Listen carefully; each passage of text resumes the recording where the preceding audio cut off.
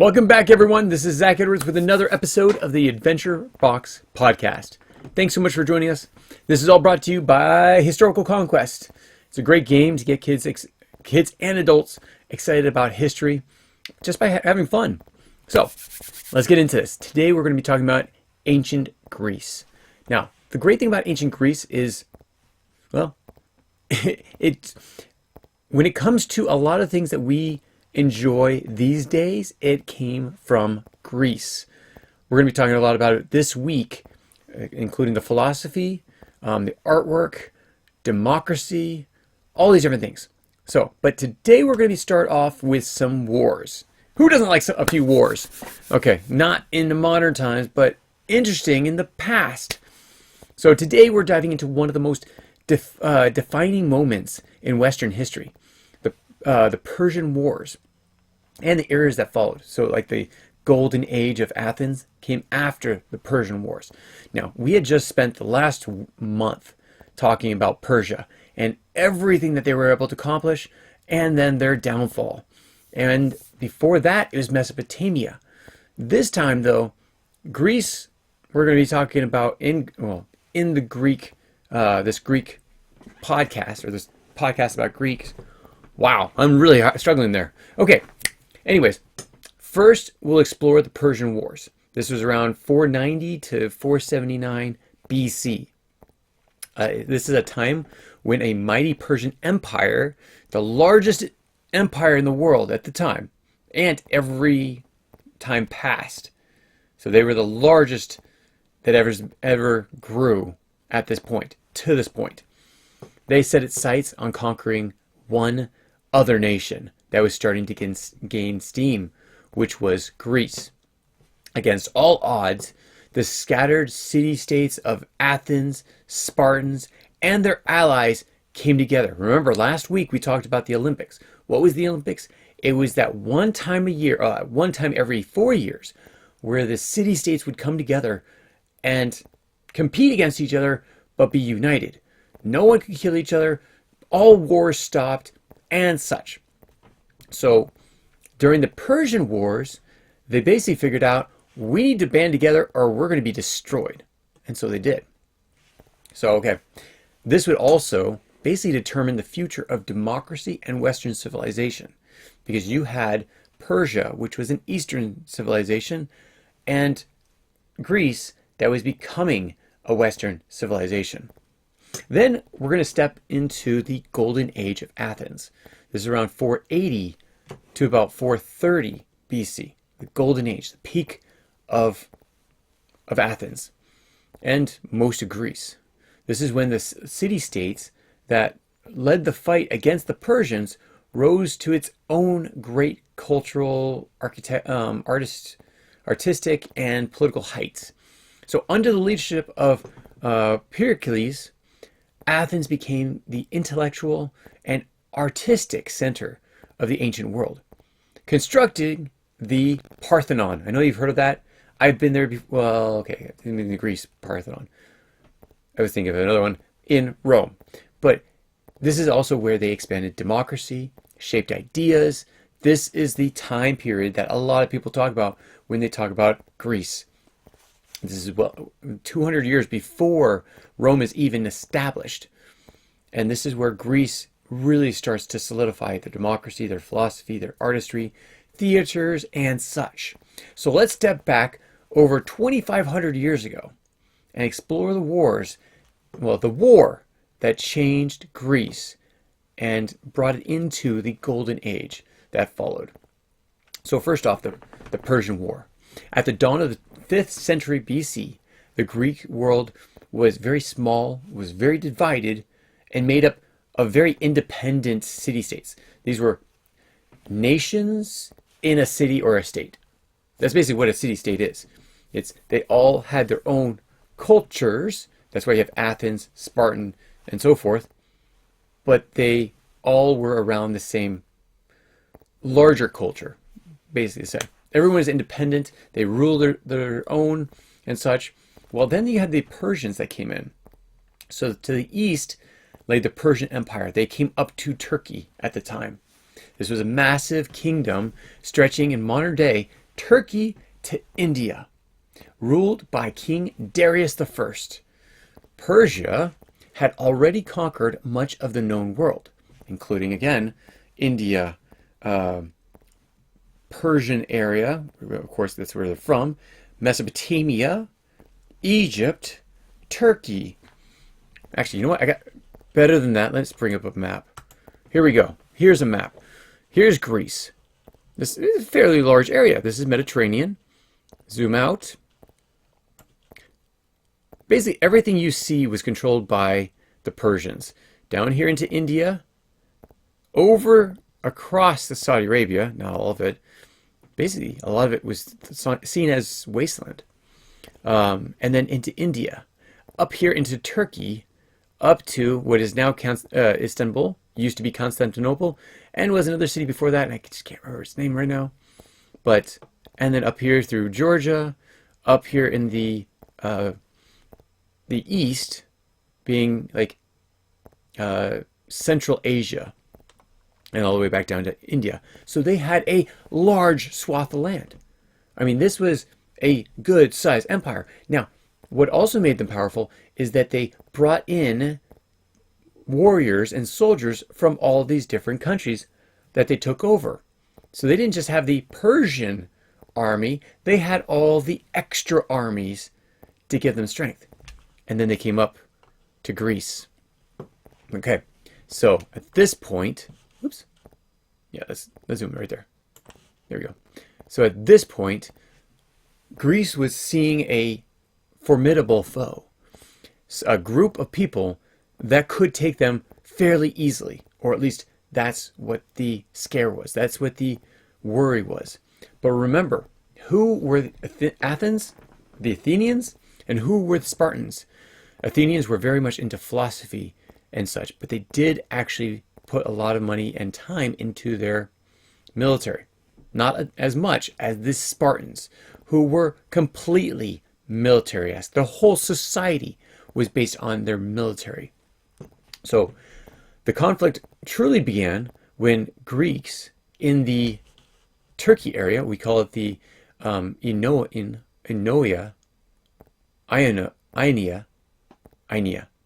modern-day Turkey, who were under Persian rule. So the Greeks that were in this area, because they had spread out, they had traveled out to all these different areas. In Turkey, the Greeks that were there were under Persian rule. Now, the Greeks over here did not like that per se. They were not very happy with that. And the people in Turkey began to rebel. They rebelled around 499 BC. Now, Athens and Eretria sent ships to support them in Turkey and basically burned the Persian city of Sardis. Now, remember what Sardis was. The significance with Sardis was the royal road. You had a road that was coming from what was the Elamites, and I can't remember the name of the city, but the Elamite area, all the way to Sardis, which was over here. And because of that, the Greeks burned the city of Sardis basically as one of their largest hubs for trade. Now, King Darius I vowed revenge on Athens. Not on all of Greece right away, but on Athens, because he knew it was from the Athenians that were coming from. Did he know about the Spartans? Not quite sure. But when you assault a Greek, you assault all the city-states. It's a confederacy of states. And so he sent his massive army to punish them. This was the battles of the Persian Wars. Now let's go through a few of them. The first one, this is around 490 BC, same time, same year. Well, okay, 9 years after the rebellion started. This was when the Battle of Marathon happened. Now, Athens, at this point, stood alone. They stood alone. The first invasion came in 490 BC when the Persian army landed at Marathon over here and took on Athens, destroyed Athens, but did not win against Athens. despite being outnumbered basically 2-1, the Athenian hoplites, hop elite, so hoplites, the Greek soldiers used superior tactics to defeat the Persians.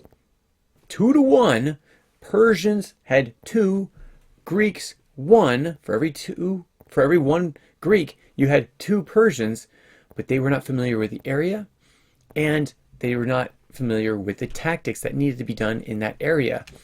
So after the victory, a Greek soldier ran 26 miles back to Athens from Marathon to announce Nike, or something like that, which means victory, and the inspiration of today's marathon race. Also, the name of a sports brand. Yeah, that's actually where Nike came from. Now, Nike, I'm not quite sure it was actually said that way at that point, but it was actually Nike, meaning victory, that was said after the Battle of Marathon. Then what happened? Well, okay, so Darius dies, and his son takes over. Actually, I think he dies. Maybe he was in the background. Xerxes the first comes in. He says, no, we're going to get them this time. Now, he takes 100,000 soldiers. This is the second invasion. Much bigger, twice as big at least, and brings them overland. They go through, again, what is now Istanbul, which used to be Constantinople, and so on and so forth. It was another city before that. Now, at this narrow point over here of Thermopylae, they fought. Now, do you remember Thermopylae? This was a major battle. Everyone knows it for what? The 300 Spartans. There were 300 Spartans, along with, and I keep on forgetting to mention this, 7,000 Greeks who made a heroic stand at this narrow neck. It was actually, let's get this exactly right, Thermopylae. It's right, okay, let's zoom out. It's right here. So you have this mountainside right here, and in order to get to Athens, which is down here, you had to get through this narrow neck. So the soldiers came down and were trying to get through here. 300 Spartans, 7,000 other Greeks, so Athenians and such, had their heroic stand right here, right in this battleground. Well, okay, all along this battleground, and held them off for 3 days. They fought for 3 days, which delayed the Persians until they were betrayed. It wasn't exactly that the 3,000 plus 7,000, so the 7,300 Greeks were overthrown as much as they were, yes, they were betrayed by one of their own. Leonidas and his Spartans fought to the death and became legends for their bravery. So, that was the end of Thermopylae. And so they continued to move forward. They moved forward. That was Thermopylae. Let's talk about Salamis. I don't know if it's called Salamis anymore.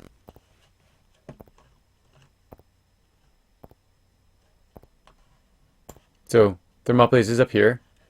Salamis is down here. Now it's Salamis. There's a place called Salamina, Greece, but it wasn't Salamina. It was the battles at Salamis, Greeks, which is basically the same place. Okay, so this island down here, this is a naval attack that came from the Persians. So while these soldiers were coming from Thermopylae, there was another army that was coming by ship.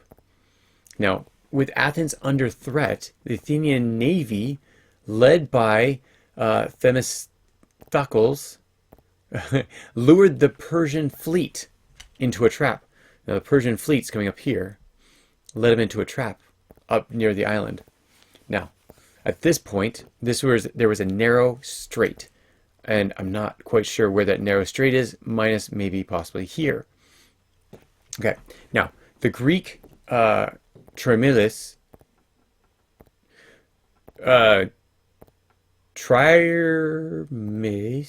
Termes, the warships, the Greek warships. Yes, better say that. The Greek warships used superior maneuvering to smash the larger Persian fleet. Yes, there's a larger Persian fleet, but and this is really interesting because, just putting this out there, everyone was stealing the designs of other people's ships. The Persians supposedly stole their ships from Crete. Remember when we talked about the Minoan culture? They had ships, and the Persians supposedly stole the understanding from the Greeks, starting with the Minoans and then so forth, the other afterwards. And so they brought them into this narrow neck, and through expert maneuvering, they destroyed the Persian army, the Persian navy. It was devastated. It forced Xerxes to retreat, making it a turning point in the war. So coming up here, back to Thermopylae, even though the soldiers were able to get past Thermopylae and were still on their way to Athens, the fleet of the Persians were destroyed by the Athenians. So in 479 BC, the Greeks won their final victory in Plateau. Let me write this down. Plateau, Greece. Right there. So the Persians came over, and in 479 BC, this ended the Persian ambitions. They met together on the battlefields right here in this area. So they came down from the coast, came down and fought. Now, the war united the Greek city-states. This was one of the biggest things that came from the Persian War. It wasn't stopping the Persians as much. Now, that was very important, but it was about the uniting that it created between the city-states. As I said, you slap a Greek here, or I'm talking about armies, you attack a Greek city-state, and all the other city-states will come to support them. Now, it might not be as much as maybe it should have been. 300 Spartans instead of the whole Spartan army, that's one thing. But because they fought and stood up against the Persians, they banded together. And they stood against a common enemy. Athens merged as the leader of the Greek world. This formed now get this, the Delian League. It's a military alliance against Persia. Now, this defeat of Persia saved Greek independence for a time. Now, it basically ensured the survival of democracy, philosophy, the Western culture today. Basically, what we celebrate today, democracy in the Western culture. That's what we have today. Capitalism, philosophy, all those things. Thank you, Greece, for doing that. But now that Athens was in power, what would be done to this newfound dominance, basically? This is what creates the golden age of Athens, which is not the reason why it's not called the golden age of Greece, is because Athens is basically in control. Now, with Persia defeated, Athens entered a period of unprecedented growth and innovation. This is known as the, again, golden age of Athens. Under the leadership of Pericles, Athens became a center of philosophy, democracy, and art. Time of peace. Remember, they were a center of philosophy, democracy, and art. Then Persia came, and then they solidified it as the center of philosophy, democracy, and art, leaving behind a legacy that had shaped and is still shaping the world today. So this is all things that basically affect all of us in this day and age. Now let's talk about Pericles. Okay, Pericles was a very charismatic leader, which means he could talk. I'm not charismatic. Sorry about that. You're listening to my podcast. I'm not that charismatic. I'm not the best at talking. But I know my stuff when it comes to really getting to the heart of the matter. Now, Pericles, a charismatic leader, he was elected what's called strategos, which was a general, and multiple times. Now, interesting enough, so he was in a land, Athens, philosophy, art, such, and yet he was a general. He was a strategos. Have you ever played the game of Stratego? Yeah, it is Stratego.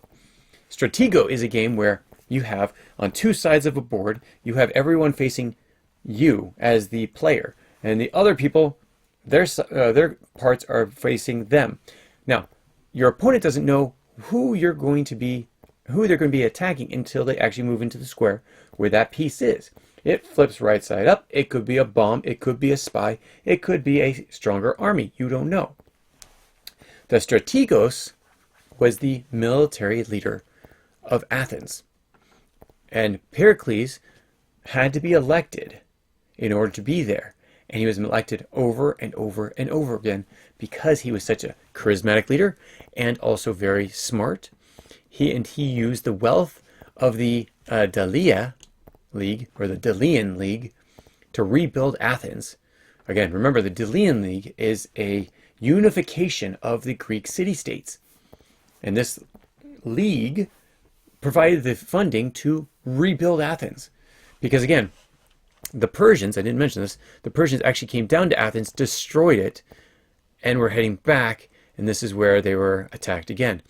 By the time they got in here, they'd burned so many, killed, died. They had lost so many lives. So by the time they came up to the final fields to fight in, Salamis. No, not Salamis. No. In Platay. They had actually lost a lot of their strength. So the Persians, again, 100,000 people, and a lot of them were lost up on the way. Okay, now let's talk about also, actually, there's one other thing I wanted to mention, is the construction of the Parthenon, which was a temple dedicated to Athena. So, and it still stands today. I so hope to be able to go see it at some point. I have gone to Rome. I have actually stood in a lot of the ruins that were left over, including some of the buildings that were not ruins that are very ancient, including the Colosseum. These are great, amazing places. But these all span back to basically this time period. So the growth of the Athenian democracy was dramatic. During this era, Athens developed the world's first direct democracy, where all of the people voted on what was going to be law, basically. Citizens voted on laws. They served as jurors, much like we serve on jurors. We don't create the laws, though. We don't vote on the laws. We vote on our representatives, who then write the law, which is why we were a republic, not a democracy. And they participated in government. Everyone was elected after 1 year. I think it was every single one. And then some of them were chosen by lottery. So you could be the lowest of the low or the highest of the high, and you could actually become part of the government. Okay, so the assembly, all male citizens could debate and vote on major decisions. The assembly was a group or a place where people assembled to make these debates, to debate it all. Then there was a council of 500. Now, from that all-male citizen debating group, the assembly, came the council of 500. These were chosen by lottery. This is where you could be the wealthy of the wealthy, or the middle class, or lower class, but not very low class. This council prepared laws for the assembly. And then in the assembly, that's where they debate them and make them laws. So the council was basically there to prepare laws for the assembly. Then there was the people's court. Now this is interesting too, because the citizens served as jurors. There were no judges per se. These were jurors, and then the jurors decided on the laws, on the implementation of the laws, and if someone broke the laws. They ensured justice was in the hands of the people and not a corrupt government or any one official, much like the judges today, except hopefully they're not corrupt or such. But so it was a little bit different than what we do in the United States. Now, what else do we have? We have art, philosophy, science, all these other things were doing amazingly. They were growing substantially. Now, this golden age actually saw the rise of, you've heard of his name, Socrates, or Socrates, if you say it phonetically. There's Plato, and there's Aristotle, whose ideas basically shaped, again, Western philosophy. There was also playwrights like Sophocles,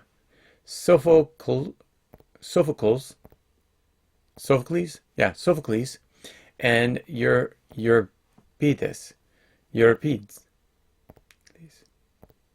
Yeah. No, they wrote tragedies and comedies and all these things, but this is basically the beginning of theater. Now, what about science, math, medicine, those type of things? So these advancements were here as well.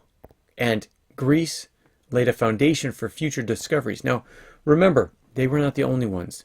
The Persians had great things when it came to science and mathematics. The Mesopotamians, they had science, math, and such. Even all the way back to Egypt, they all had it. And as we know from ancient Africa, they also had these locations of great knowledge, including, we'll go back to Egypt, Alexandria. Now, Alexandria was not built yet, not until Alexander the Great, which we'll be going into next week. So that is basically the Peloponnesian Wars. Athens, once a small city-state, had transformed into a beacon of a light to the rest of the world. They had art, they had thoughts, philosophy, and they had democracy. But its rise also created tension. Tension with who is the question? That would eventually be led by the Spartans and the Peloponnesian War, which we will be talking about on Wednesday. We're not going to leave you hanging. We're going to go straight into that next time. But let's go over a little bit of what we talked about in this one. So the Persian Wars. The Persians were the largest civilization, the largest empire known to man, going all the way back into history. Now, they were the largest, most well-known at the time of Greece, too. But at this point, when Persians started to fall, they continued to fall. Which, as soon as the Greeks can figure things out, you're going to see the rise of Alexander the Great. And we'll get to there. But let's go back to what we were talking about. So, because of this united force that could stand against the Persians, this created a victory that paved the way for the golden age of Athens, where democracy, philosophy, and art flourished. The Persian Wars forged Greek identity. This is everything that we know about the Greeks mostly came, not everything, most of the things we know about Greece mostly came from this time period, the golden age of Athens. Because a lot of times we talk about Athens, but we don't really talk about the Spartans. We don't talk about any of the other city-states. And that's why we're here doing this. We want to talk about it all. So Athens' dominance would also create new conflicts with its neighboring city-states. So Athens was attacked. The other city-states came to help them. And then Athens got a big head, basically, and said, we're taking over. And they ruled the Greek area, or at least had a larger emphasis on them than the others, including Sparta. And again, we will be talking about that tomorrow. Before we leave, though, I want to ask you this action question. And I want the comments in the comments below. So please put your comments in the comments below. Do you think Athens' golden age could have lasted longer? Could have lasted longer. How would that be? Now, you don't know what's going on. We're going to tell you why it ended. So, before we get there, was it doomed to fall, or could have actually stayed for a lot longer than it actually did? We're going to get there in 2 days. So stay tuned, stay with us. Thank you so much for joining us on this great adventure through Greece. I hope you enjoyed it. Have a great day. We'll talk to you soon. Take care. Bye. If you have any comments or questions, add them to the comments below. Otherwise, we'll see you tomorrow actually. Take care. Bye.